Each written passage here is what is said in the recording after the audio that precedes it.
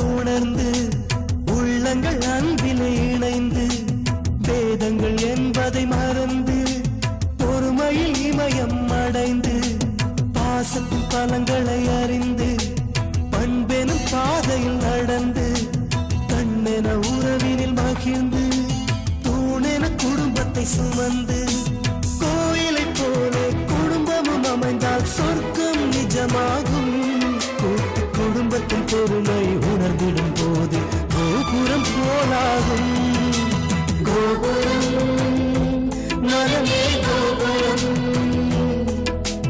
கோபுரம் குடும்பம் கோபுரம் பார்த்ததும் கும்பிட வைக்கும் கோயில் கோபுரம் அன்பு பாசத்தில் கும்பிட வைக்கும் மனமும் கோபுரம் பார்த்ததும் கும்பிட வைக்கும் கோயில் கோபுரம் அன்பு பாசத்தில் கும்பிட வைக்கும் மனமும் கோபுரம் அன்பால் உலகம் வணங்கணும் பண்பால்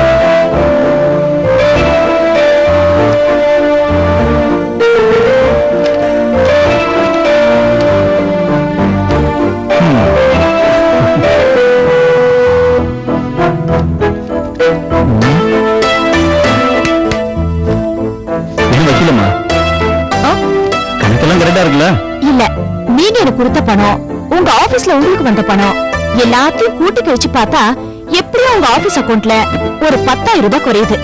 அந்த 10,000 ரூபாய்க்கு நீங்க எந்த கணக்கும் எழுதல. அந்த பணத்தை யாருக்கு எதுக்காக கொடுத்தீங்கன்னு ஞாபகம் இருக்கா?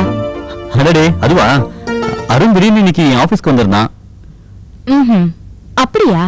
ஆமா, அவன் ஃப்ரெண்ட்ஸுக்கெல்லாம் பார்ட்டி தரேன்னு ப்ராமிஸ் பண்ணிருப்பான் போல இருக்கு. நம்ம கம்பெனி ஆபீஸ்க்கு போய் பணத்தை கேட்டிருக்கான். ஜோதி இல்லன்னு சொல்லிருச்சான். உடனே என் ஆபீஸ்க்கு வந்து பிரச்சனையை சொல்லி பணத்தை கேட்டான். அதனால நீங்க உடனே பணத்தை கொடுத்துட்டீங்க அதானே? இரு, அவசரப்படாத. அவனுக்கு பணம் கொடுக்க வேண்டாம்னு சொன்னதே பெரியப்பா தான் நினைக்கிறேன். அவனுக்கு வழக்கமா கொடுக்கிற பாக்கெட் மணியை கூட இல்ல. அதான் அந்த பாக்கெட் மணி அருணுக்கு நீங்க கொடுத்தீங்களா? ஆமா, என்ன பண்றது, ஒரு நாளும் பணம் கேட்காத என் தம்பி திடீர்னு கேட்டான். அப்போ இனிமே தினமும் அருண் உங்ககிட்ட தான் கேட்பான்னு அர்த்தம். நந்தினி, நீ என்ன சொல்ற? நான் என்ன சொல்றது? நான் சொல்றது எப்படி நீங்க கேட்க போறது இல்ல? நந்தினி, என்ன சொல்ற? நீங்க செஞ்சது சரியில்லை. அருணுக்கு பணம் கொடுத்திருக்க கூடாது. என்ன சரியில்லை? தம்பிக்கு பணம் கொடுக்கறது தப்பா? நீங்க சாதாரண நேரத்துல பணம் கொடுத்திருந்தா தப்பு இல்லைங்க. ஆனா பெரிய மாமாவே தான் பையனுக்கு பணம் கொடுக்க கூடாதுன்னு சொன்ன பிறகும் நீங்க பணம் கொடுத்தது தப்புதான். நல்லா யோசனை பண்ணி பாருங்க. செல்ல பிள்ளை அருண், அவனுக்கே அதிகமா பணம் கொடுக்க கூடாதுன்னு மாமா சொல்லிருக்காருனா என்ன அர்த்தம்? என்ன அர்த்தம் சொல்லு. இத பாருங்க, பணம் அதிகமா போனா பழக்க வழக்கங்கள் மாறும், பண்பு மாறும், ஏன் வாழ்க்கை முறையே மாறும். அருணை ஒரு கண்ட்ரோல்குள்ள கொண்டு வரணும்னு தான் பெரிய மாமா இந்த மாதிரி ஆர்டர்ஸ் எல்லாம் போட்டிருக்காரு. ஆபீஸ் கேஷியர்ல இருந்து ஜோடி வரைக்கும் அதை ஒபே பண்ணிருக்காங்க. ஆனா நீங்க மட்டும் அதையெல்லாம் மீறி தம்பி மேல பாசம் பொங்கி இந்தாடா பிடி போய் சந்தோஷமா இருன்னு சொல்லி 10,000 ரூபாய் பணத்தை தூக்கி கொடுத்திருக்கீங்க.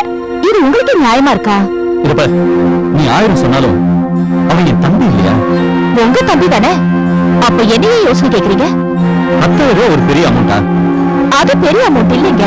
அதனால வரப்போற தொல்லைங்க தான் பெருசு. உங்க தம்பிக்கு நல்லது செய்யறதா நினைச்சுக்கிட்டு ஒரு தப்பான பாதையை அவனுக்கு காட்டியிருக்கீங்க. இனிமே உங்க பெரியப்பாவே பணம் கொடுக்கலனா கூட அண்ணன் கிட்ட வாங்கிக்கலாங்கிற தைரியத்தை அருணுக்கு காட்டியிருக்கீங்க. தப்பு நந்தினி. இந்த வீட்டுக்கு வாரிசுன்னு சொல்லிக்கிறதுக்கு நாங்க 2 பேரும் தான் இருக்கோம். அருண் என் தம்பி. என் தம்பி கிட்ட போகணும்னு நான் நினைப்பனா? ஏதோ அவன் வந்து கேட்ட சிச்சுவேஷன்ல என்னால அவாய்ட் பண்ண முடியல, பணத்தை கொடுத்துட்டேன். நான் ரெகுலரா கொடுப்பேன்னு எப்படி சொல்ற? பாத்தீங்களா, இன்னைக்கு பணத்தை கொடுத்து பழக்கப்படுத்திட்டீங்க. நாளைக்கு இதே பழக்கத்துல அருண் வந்து பணத்தை கேட்பான். இல்ல சொல்ல போறீங்க, அவன் மனசு வருத்தப்படுமே பணம் கொடுப்பீங்க. பணம் கொடுத்தோம் உங்களுக்கு மாமா கிட்ட கெட்ட பேர் தான். இது தேவையா உங்களுக்கு? என்னடி சொல்ற? இது பாருங்க, இன்னொரு நாள் அருண் உங்ககிட்ட வந்து பணம் கேட்கும் போது நீங்க இல்லன்னு சொல்லுவீங்க. அப்போ அவன் கண்ணுக்கு நீங்க கஞ்சனா தெரிவீங்க.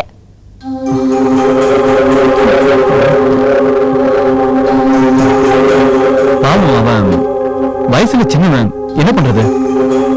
சரி சரி, உங்க தம்பி உங்க பணம் உங்களோட முடிவு. எனக்கு என்ன வந்தது?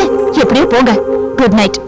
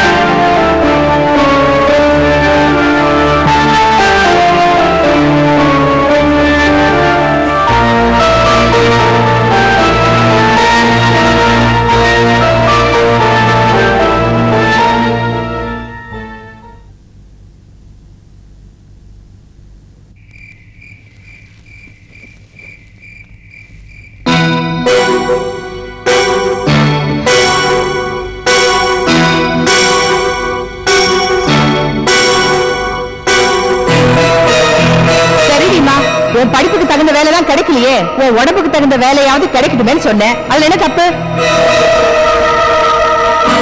ட்ரெண்ட் மாறி போச்சு, ஸ்டைல் மாறி போச்சு, காலமும் மாறி போச்சு. அதுக்கு தகுந்த மாதிரி நாம நம்மள மாத்திக்கணும்.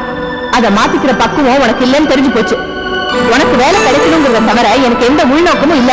மாடலிங்கோட இம்ப்ரூவ்மெண்ட் தான் மிஸ் இந்தியா, மிஸ் வேர்ல்டு, அழகு போட்டி. மிஸ் இந்தியா என்னடி, miss Chennai, miss Mylapore, miss Shastri நகர்னு இங்க வட்டத்துக்கு வட்ட அழகு போட்டி நடக்குது. இது கேவலமா? உன்னை அவன் கையை பிடிச்சி இழுத்தானா இல்ல கற்பழிக்க முயற்சி பண்ணானா?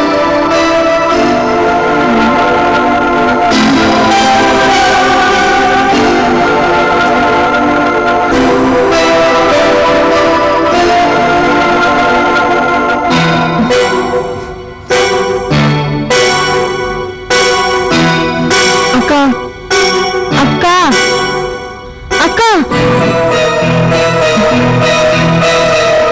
என்ன காயத்ரி, இன்னும் தூங்கலையா?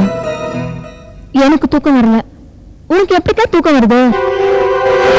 நாளைக்கு சோகத்தை தான் சந்திக்கணும்.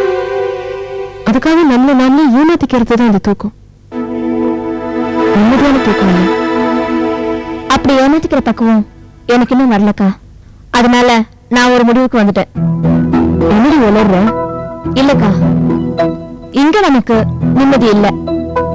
இந்த வீட்டுல இருக்கிற வரைக்கும் நிச்சயமா நமக்கு நிம்மதி வரவும் வராது. அண்ணியும் நம்மள ரொம்ப கேவலமா பேசிட்டா. அதனால நீ, நான், அப்பா 3 பேரும் இந்த இந்த ராட்சசிகளை படாத மாதிரி எங்கேயாவது கண்காண தூரத்துக்கு போயிடலாம்க்கா. முட்டாள் மாதிரி பேசாதடி. இல்லக்கா, நீ நல்லா படிச்சிருக்க, உன் படிப்புக்கு தகுந்த வேலை உனக்கு கிடைக்கல. நான் உன் அளவுக்கு படிக்கல. இந்த வீட்டுல நிம்மதி இல்லாம செய்யற வேலைய கண்காணா தூரத்துக்கு போய் வேற யார் வீட்லயா செஞ்சா காசும் கிடைக்கும், கௌரவமாவும் இருக்கும். அப்பாவுக்கு நாம நினைச்சதெல்லாம் வாங்கி கொடுக்கலாம்க்கா. நாம யார்கிட்டயும் போய் கேட்க வேண்டியதும் இல்ல, பிச்சை எடுக்க வேண்டியதும் இல்ல. பாத்திரம் துவைப்பேன், துணிமணி துவைப்பேன், வீடு கூட்டுவேன். வீட்டுக்கு 300 ரூபாய் கொடுத்தா கூட 5 வீட்டுக்கு 1500 ரூபாய்க்கா. அதுக்குள்ள உனக்கும் ஒரு வேலை கிடைச்சிடும். என்னக்கா சொல்ற? வாய் மூடுறி. வயசுக்கு மீறின பேச்செல்லாம் பேசக்கூடாது. நான் இருக்கும்போது என் தங்க என்னைக்குமே வேலைக்கு போக கூடாது. உனக்கு சீக்கிரமே நல்ல வேலை கிடைச்சிடும். உனக்கு அந்த நம்பிக்கை இருக்கு. அதுக்கப்புறம் நீ நினைச்ச மாதிரி நம்ம அப்பாக்கு வேண்டியதெல்லாம் வாங்கி கொடுக்கணும். நம்ம 3 பேரும் நிம்மதியா இருக்கணும். மனசை போட்டு குழப்பிக்காம தூங்கு. தருமா? சரி.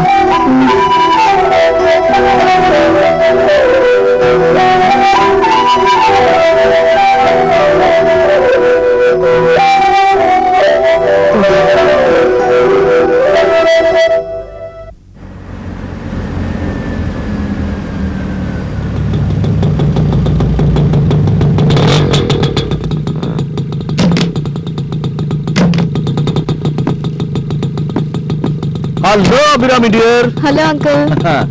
என்னம்மா காலேஜ் போறட்டியா? ஆமா அங்கிள். முதல்ல இன்ஜின் ஆஃப் பண்ண, ஒரு 5 நிமிஷம் உள்ள வந்துட்டு போ. என்ன விஷயம் அங்கிள்? ஒரு முக்கியமான விஷயம். நான் எது சொன்னாலும் அது குட் ஃபார் ஆல். ஓகே, நீங்க போங்க அங்கிள், வரேன். சீக்கிரம் வாமா.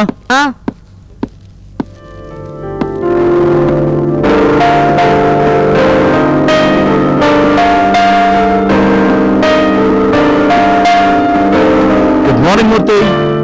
Good morning JP sir. என்ன சர்ப்ரைஸ் விசிட்? உட்காருங்க. Thank you. ஒரு முக்கியமான விஷயமா தான் வந்திருக்கேன்.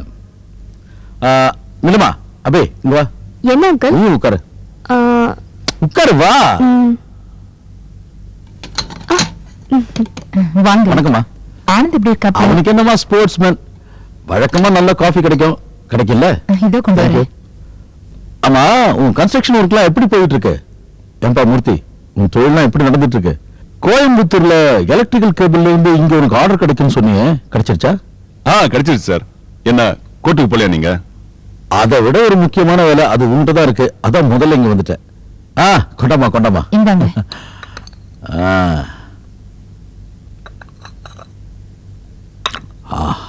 நீ சாப்பிடலையா?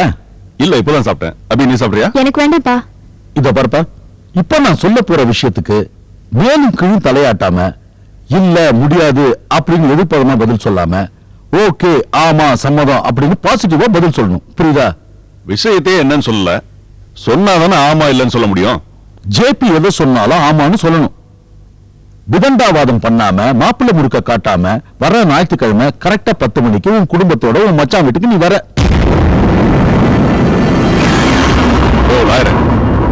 இத முதலே சொல்லியிருந்தா காஃபி கூட கொடுத்திருக்க மாட்டேன். இல்லையா, அவசரப்படாத. அன்னைக்கு நீ என்ன கேட்ட?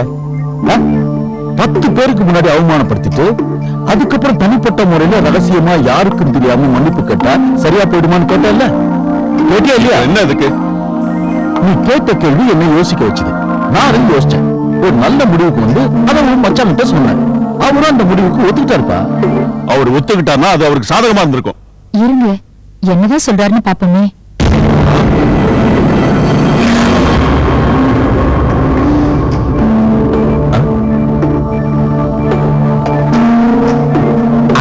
முறைக்கிற என்கிட்ட காது கொடுத்து கேளு. உன்னை யார் யார் முன்னாடி அவமானப்படுத்தினாங்கன்னு நீ நினைச்சுக்கிட்டு இருக்கிறியோ அவங்க எல்லாத்தையுமே வர ஞாயிற்றுக்கிழமை 10 மணிக்கு உன் மச்சான் வீட்டுக்கு வர சொல்லி அவங்க எல்லாரும் முன்னாடி உன் சின்ன மச்சான் ஜெயந்த மன்னிப்பு கேட்க போறார். உனக்கு சம்மதம் தானே?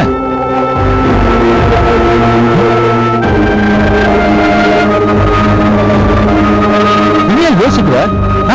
இதுக்கு மேல இழுத்த உன் பொண்டாட்டிக்குள்ள இருக்கு நான் பார்க்க மாட்டேன். உன்ன நான் இழுத்து போடுவேன். அவங்க இவ்வளவு தூரம் இறங்கி வந்திருக்காங்க, நீயும் அவங்கள மதிக்கணும்.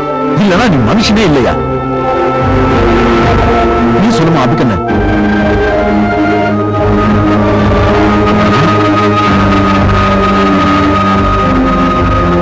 சமுத்திரா, சொல்லேம்மா. நீங்க என்ன சொல்றது? அவர் முடிவுதான் எங்க முடியும். நாங்களும் பல தடவை சொல்லி பார்த்துட்டோம். எப்பவாவது நல்ல முடிவா சொல்றாங்களான்னு பார்க்கலாம். போலாம் daddy, please daddy. Daddy daddy சரி சொல்லுங்க டாடி, ப்ளீஸ் டாடி, ஒத்துக்கோங்க டாடி. சரி, எத்தனை மணிக்கு கேள்வி? அங்க என்ன கேள்வி? என்கிட்ட கேளு. வர ஞாயிற்றுக்கிழமை கரெக்டா 10 மணிக்கு அங்க இருக்கணும்.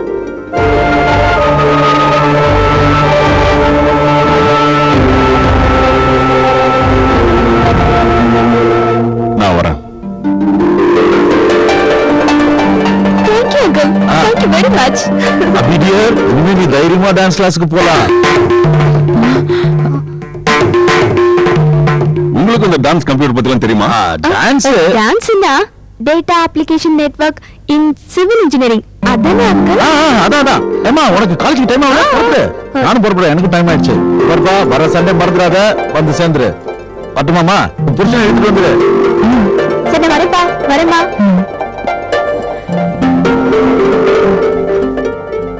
ஏங்க, நான் கேக்குறேன்னு தப்பா நினைக்காதீங்க.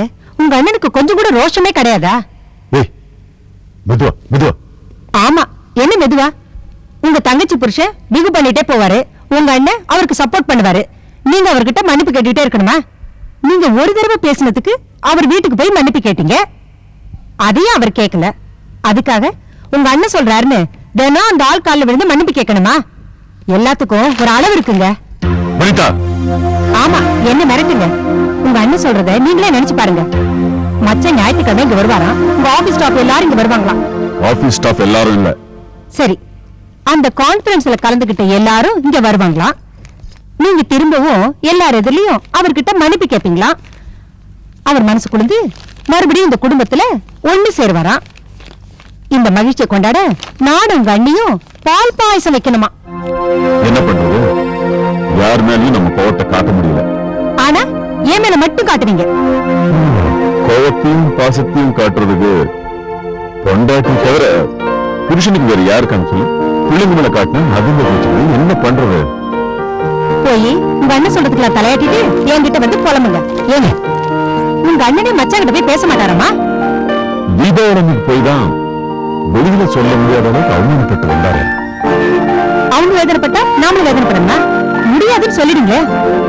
சும்மா இருவன்டா, நம்மள கெட்டு போச்சுன்னு கெட்டு பேர் வந்துட போதும். நான் எத்தனை தடவை அவமானப்பட்டாலும் அண்ணனுக்காக எத்தனை தடவை வேணாலும் மன்னிப்பு கேட்பேன். மன்னிப்பு மட்டும் என்ன, மச்சான சுத்தி அங்க பிரதர்ஷனமே பண்ணுங்க. நானா வேண்டாங்கிறேன். உங்க தங்கச்சி, உங்க அண்ணன், உங்க மச்சான், உங்க மானம், உங்க ரோஷம், எனக்கு என்ன?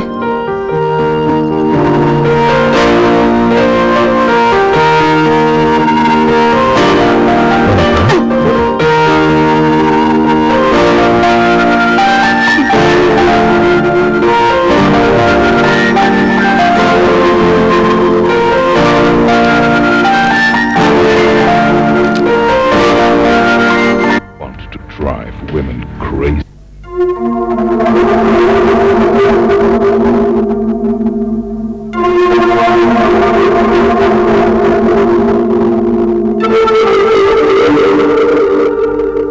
வணக்கம். சென்ற வாரம் பெண்களுக்கு கல்வி ஏன் அவசியமாக கொடுக்கப்பட வேண்டும்ங்கிறத பத்தி நம்ம பேசினோம். பாருங்க, பாரதியார் என்னைக்கோ சொன்னாரு, மரியாதையோடு கூடிய அன்பும் அங்கு உனக்கு கிடைக்கும் என்றால் இருன்னு சொன்னாரு. ஆக நம்முடைய படிப்பு எப்படி இருக்கணும்? வெறும்னா அது ஏட்டு சுரைக்காய் கறிக்கு உதவாதுங்கிற மாதிரி வெறும்ன பட்ட படிப்பு மட்டும் பெண்களுக்கு தேவையான விழிப்புணர்வை கொடுக்காது.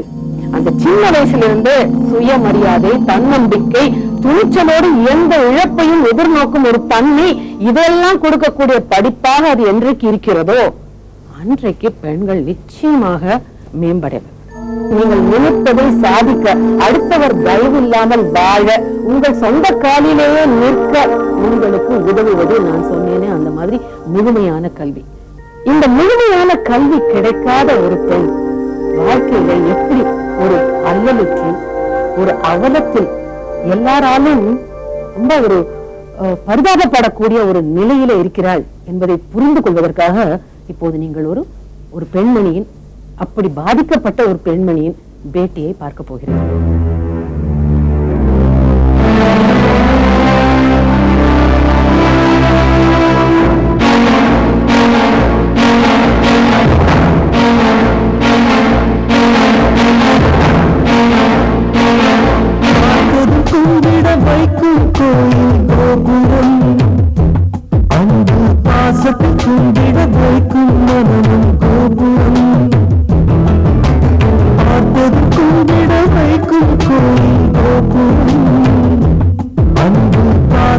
கும்பிட வைக்கும் மனமும் கோபுரம் உயர்ந்து நிற்கணும் அன்பால் உலகம் வணங்கணும் பண்பால் கோபுரம்